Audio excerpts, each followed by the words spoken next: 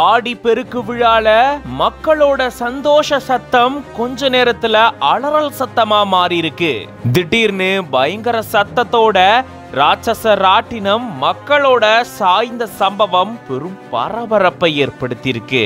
திருப்பத்தூர் அடுத்திருக்கக்கூடிய பசிலிக்குட்டை பகுதியில பிரசித்தி பெற்ற முருகன் கோயில் இருக்கு. இந்த கோயில்ல ஒவ்வொரு ஆண்டும் ஆடி 18 அப்போ ஆடி பெருக்கு விழா வெகு விமர்சையா நடக்கும். அந்த வகையில இந்த வருடமும் ஆடி பெருக்கு விழா வெகு விமர்சையா நடந்திருக்கு. ஏராளமான பக்தர்கள் காவடிகள் எடுத்திருக்காங்க, தேர் இழுத்து தங்களுடைய நேர்த்தி கடனையும் செலுத்தி இருந்திருக்காங்க.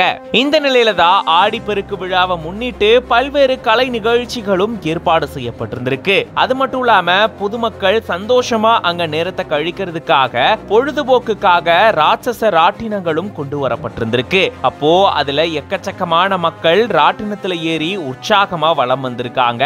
நிறைய பேர் அதை வேடிக்கையும் பார்த்துட்டு இருந்திருக்காங்க. இரவு நேரமாகியும் ராட்டினம் நிற்காம தொடர்ச்சியா இயங்கிட்டே இருந்திருக்கு. இந்த நிலையில தான் திடீர்னு அதுல மக்கள் இருந்த நிலையிலேயே ராட்டினம் சாஞ்சதா கூறப்படுது. இத பார்த்து மக்கள் பதட்டத்துல அலறி அடிச்சிருந்திருக்காங்க. உடனடியா ராட்சச ராட்டின ஆபரேட்டர்கள் ராட்டினத்தை நிறுத்திட்டு பொதுமக்கள் உதவியோட ராட்டினத்துல சிக்கிட்டு இருந்த மத்தவங்களையும் மீட்டிருந்திருக்காங்க. 2 பேர் அமர வேண்டிய இருக்கையில 4 பேர் அமர்ந்திருக்காங்க.